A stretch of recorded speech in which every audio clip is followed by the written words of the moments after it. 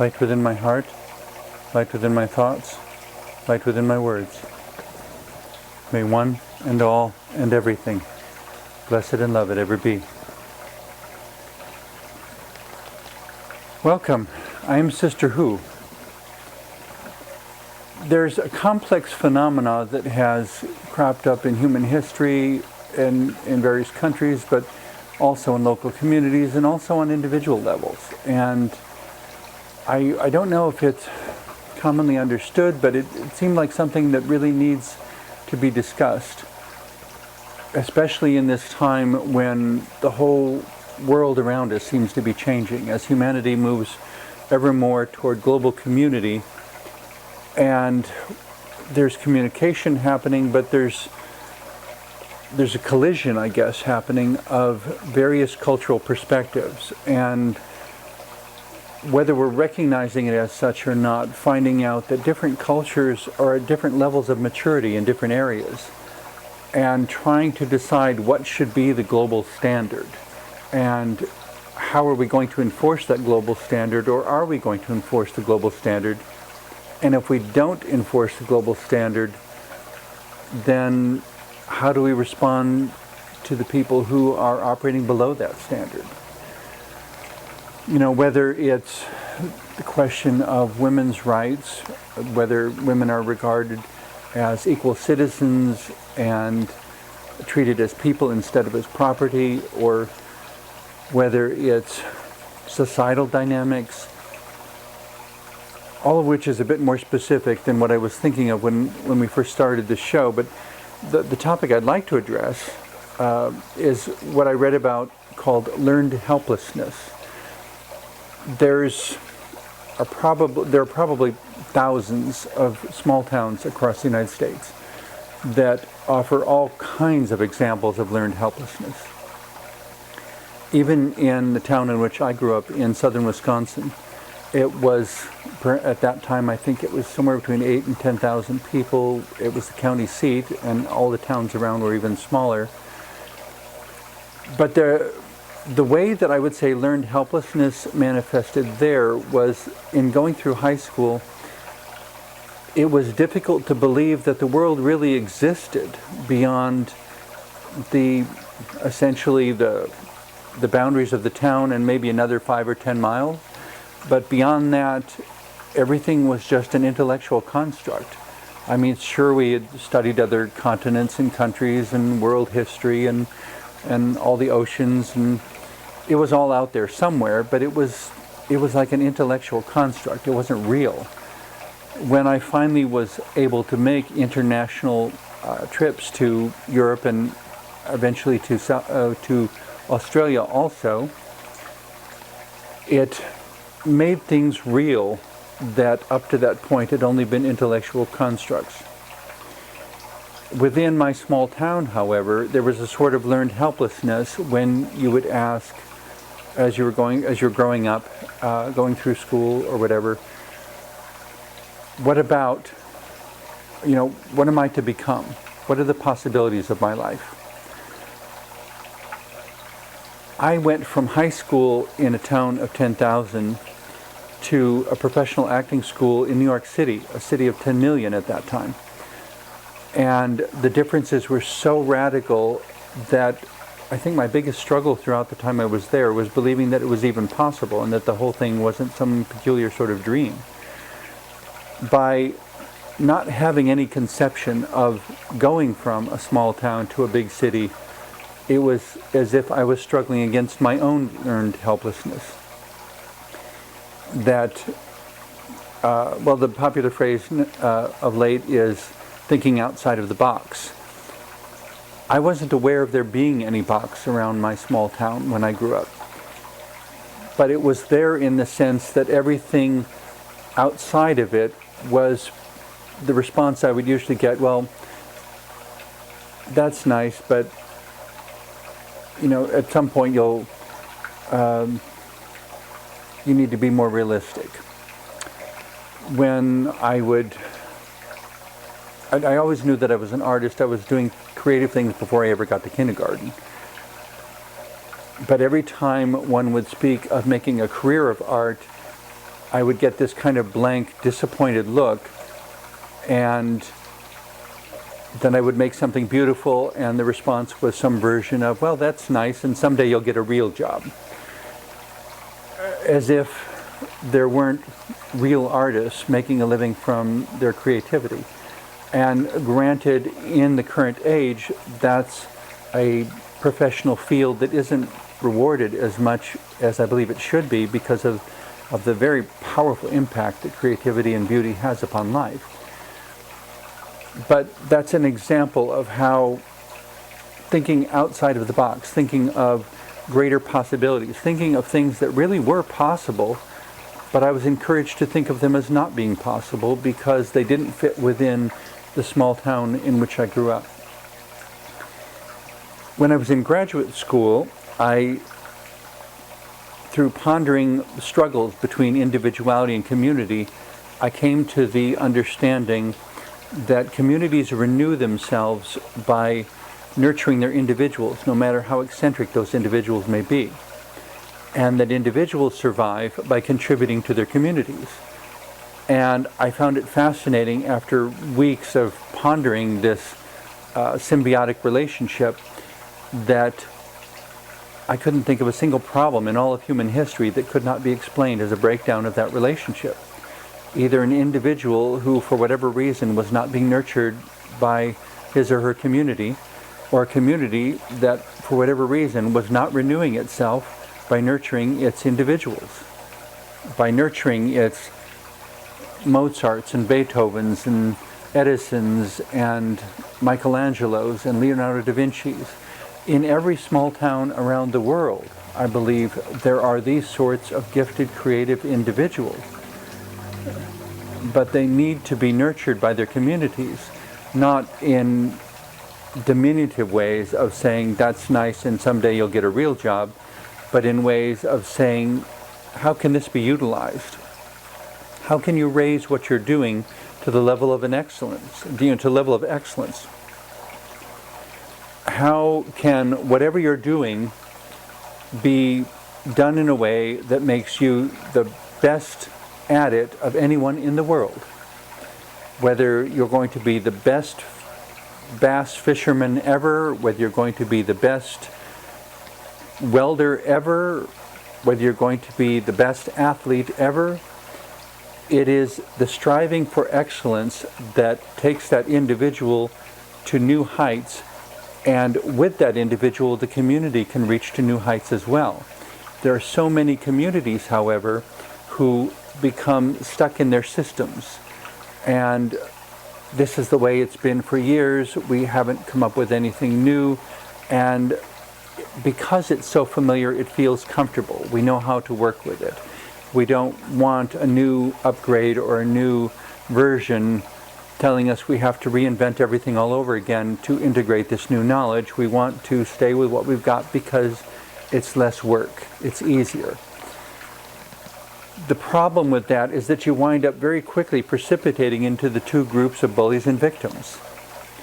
On one side you have the victims, the individuals who are not being nurtured and who are being told their dreams are not realistic, and that striving for excellence is something that other people in other places do. It's not something we do here in our town.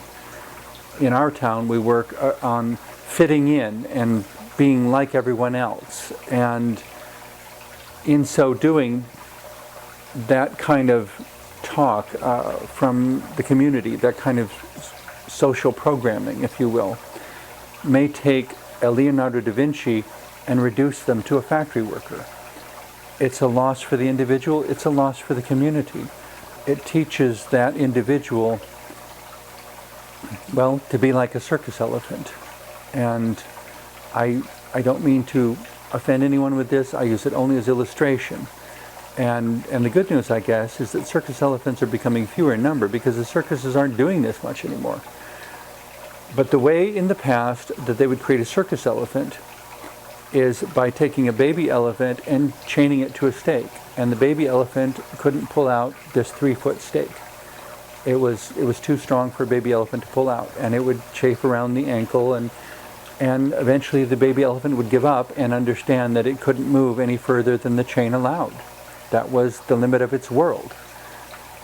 And then the elephant grew up, and it still thought that was the limit of its world, and it never somehow connected, because it was this duplicity that makes you want to say hello, because the circus elephants would travel with the circus, and when it came time to put up the big top, the circus elephant would lift up the center pole, bigger than a telephone pole, and lift this huge pole up so that it could be stood in place, so that they could put the big top tent over it. This telephone pole-sized pole, heavier than any man could, or any 10 men could ever lift into position. So the elephant would lift it in position. And then they would stake the elephant with a 3-foot stake in the ground, and the elephant would think that it was trapped and restrained by that stake, even though it had just lifted a telephone pole 100 times as large. And somehow the elephants never figured out that if they could lift the big top pole, they could probably pull that stake out of the ground and go wherever they wanted to. The problem is when that happens to people, and that's what learned helplessness is. In the same way that the elephant was programmed with learned helplessness, the idea that it couldn't go beyond the chain and the stake, people get programmed into thinking that they can't stand up to authority and hold them accountable, that they can't say, you will do what is best for this community or we will vote you out of office. Because all it takes is this many people to sign a recall petition, and anyone in office can be pulled from that office immediately and replaced by a better person who's more interested in serving the best interests of the community. Within the United States, at least, in virtually every town and region and state, and even at the national level, there is a process in place by which if the citizens decide that this person is simply not doing their job, the people can simply sign a piece of paper, fill out the forms, and submit it, and the process kicks into motion, and the person is removed from office, at which time there's an election to replace them with a better person. That's the elephant figuring out that it can lift a circus pole tent, that it is not chained by a 3-foot stake. The people can do that, but it requires a solidarity and a community. It requires rediscovering each other and working together as a community to make the world a better place in which to live. It requires a remembrance of the fact that the people are not the slaves of the system, that the system was created to serve the population and not vice versa. It requires a remembrance that bullies are fewer in number, that in the same way that, well, I'm thinking of an illustration I saw online of, it was a tabletop with a whole collection of slaves underneath the table, all bent over holding the tabletop up, and all these fat rich people sitting around the table having dinner. And the caption on the picture was essentially that all that is necessary to bring this whole ridiculous charade to an end is for the slaves to remember that if they all stand up together, they can dump the table, and the rich people won't be giving them commands anymore. And their slavery will be at an end if they simply refuse to embrace it, if they refuse to tolerate it. There are so many situations across this country, though, where those who are the tyrants, the manipulators, the administrators, don't want the people to remember that every elected official is accountable to do a certain job, and that if they do not do that job, the people can take that job from them and give it to somebody else. Accountability is the corollary of trust. That if we're going to trust them, it's because they're accountable to us, and if they want us to trust them, they have to consent to being accountable. That if they're not accountable, and they can do whatever they want, and no one can do anything about it, there's no reason to trust them. They may do something so self-serving and narcissistic and abusive that it is totally wrong and needs to stop because it is evil. That's accountability is the dynamic by which the people are all watching for the possibility of negative, reprehensible, evil actions and holding the elected officials accountable, because in some cases the elected officials are standing so close to the situation that they don't realize when the dynamics have shifted and something is happening that should not be allowed to happen.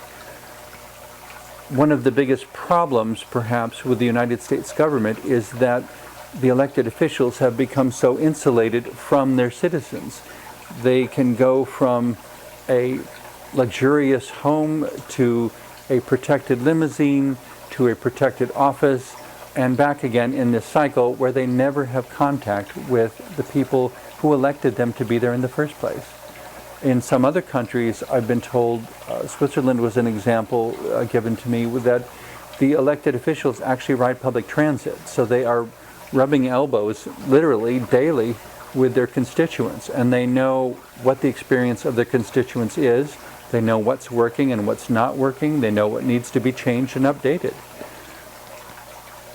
That communication from top to bottom, from the citizens to the elected, needs to be happening in order for the elected officials to do their job effectively. There needs to be that accountability, because if there isn't that accountability, the narcissism and the power of their position can become very corrupting. I apologize to the original speaker. I don't remember who it was who said it, but the quote has been around for, I think, over 100 years. Power corrupts, and absolute power corrupts absolutely. The only exception to that I've ever found is the power of love, which by the power of love, all the other powers come into harmony and balance and don't corrupt. But if the power of love doesn't go first, then power absolutely corrupts, and absolute power corrupts absolutely. When we elect someone to an office, we give them a power of a position. If they then can be bribed within that position to act in ways that are contrary to the interests of the citizens, but may be favorable to a particular business interest or a particular wealthy person's interests, whatever special interest there may be, if they are not listening to the people who elected them because they've been bribed, that's where accountability has broken down, and accountability is what prevents evil from happening. Without that accountability, evil can happen because the special interest may be providing false information to the elected person until they believe that the world is shaped like this when it's not. And they're making laws based on an understanding that is no longer correct. The notion that no one goes to bed hungry in America. Of course that's not true. But it would be very easy to believe that, and there may be special interests who lobby and petition and nag government officials, telling them that of course no one goes to bed hungry in America. Look at all this prosperity we have. All that means is the people who are suffering won't get the help they need. Brokenness has a tendency to reproduce itself. Because of that, cycles of brokenness need to themselves be broken, or the brokenness will continue. If there is emotional abuse, the one who is abused needs to address that emotional abuse and break the cycle, or they have a really, really strong predisposition to becoming an abuser themselves, to becoming an emotional abuser. If there is psychological abuse, and those who are abused by it grow up thinking that that's the way things are, that's the norm, at least it's the only norm they've ever known, then they become psychological abusers, and the abuse goes on until somebody identifies the abuse, breaks the cycle, and says no more. Even physical abuse, if it is not identified, diagnosed, and treated, will create further physical abuse, because the one who has been abused knows how to do the abuse, knows what the abuse feels like, and if they don't break the cycle, may find themselves at some point reacting in ways that imitate what they've seen. Physical brokenness also reproduces itself, though, in the sense, I was talking about this with a friend, and if a broken bone is not correctly diagnosed and treated so that the cycle of brokenness stops, the body has a tendency to compensate for any brokenness it's experiencing, and every time the body compensates, it creates more brokenness. What was initially a single injury suddenly becomes a list of 5 or 6 different symptoms in different parts of the body, as the body is attempting to compensate for brokenness that has not been addressed and brought to closure. All of these things feed into understandings of learned helplessness, though, in the sense of what we are told or what we are led to believe is possible. Can a cycle of physical brokenness be stopped? Do we have any way of stopping a particular cancer from spreading? Maybe, maybe not. We have things we can try. We need to try to stop the cycle of brokenness, because if you don't stop cancer early, it becomes much more difficult to stop the brokenness of cancer later, because it spreads, it magnifies. It's the same with psychological and emotional abuse as well. Bridging to another area, it's even the same with religious abuse, that when a cleric or a minister, perhaps with all the best intentions but with a very small vision, a very small understanding, insists that this is the one and only answer to your spiritual challenge, and you must not question it, you must not look any further than it. And then it becomes repeated, and it grows to more people, and it becomes a limitation, it becomes a learned helplessness. If, for example, a minister says, you cannot approach God directly, you must come through me, and I will talk to God on your behalf, but you cannot talk to God, and God will never talk to you. The minister has just put God in a box and made God this very small, controllable sort of entity. And as I irritated a lot of my professors with in graduate school, I insist, if God is no bigger than human theology, God is not big enough to be God. And out of respect for those friends that I've met over the years who identify as atheists, there is nothing about God is or is not whatever God is.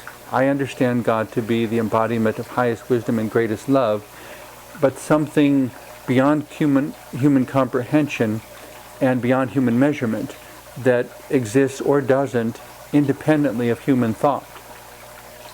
Saying that God exists, if in fact God does not, isn't going to make God exist. Saying that God is not, if in fact God really does exist, doesn't take anything away from God's existence. God is or is not whatever God is, independent of humanity. And God was whatever God was before God is whatever God was before humanity ever came on this planet. Human beings are creatures of time. My understanding is that God is not a creature of time, but exists beyond time, beyond human comprehension in dimensions that we haven't even imagined. The point of God's reality or non-reality, depending on what a person finds most empowering, is to have a relationship with that which is greater than yourself. I find God's reality compelling, but not for that reason any less mysterious. My atheistic friends may find that the reality of God not compelling, but may relate instead to the mystery and majesty and expansiveness in the universe in ways that inspire them to be a loving and wise person. The point of every philosophy and spirituality is simply to answer this question of how should we then live, and does it make us a wiser and more loving person? If it doesn't, I think you're doing it wrong. The problem subtly woven through all of this, though, is learned helplessness. That if we create a system that does not reward speaking up, taking a stand, requiring accountability, if we create a system that teaches us, like the circus elephant, to don't pull any further than that short chain allows, instead of looking at the chain and saying, what is this really? And why shouldn't I try to question it and move beyond its limits? And why can't I imagine life that doesn't include this chain at all? And if the administration of a town or a state or a country is not behaving in a way that is loving and wise toward all of its citizens, if we have become enslaved to our systems, the slaves of our systems instead of the masters of our systems, it's time to remember. It's time to throw off the learned helplessness and embrace learned empowerment instead. That we learn again that we can think, we can invent, we can collaborate. We can even collaborate with those who are completely different from ourselves, people with whom on other subjects we don't agree at all. Finding a common cause, finding an agreement that the world is a shared space, that economic systems and systems of international travel and trade and communication, that these are commonalities that need to work for everyone in order to have everyone's best contribution to the world in which we all live. These are all things that make us collaborators in our diversity, and in our diversity give us more things to contribute that others may not be able to contribute because they don't see the world or life the way we do.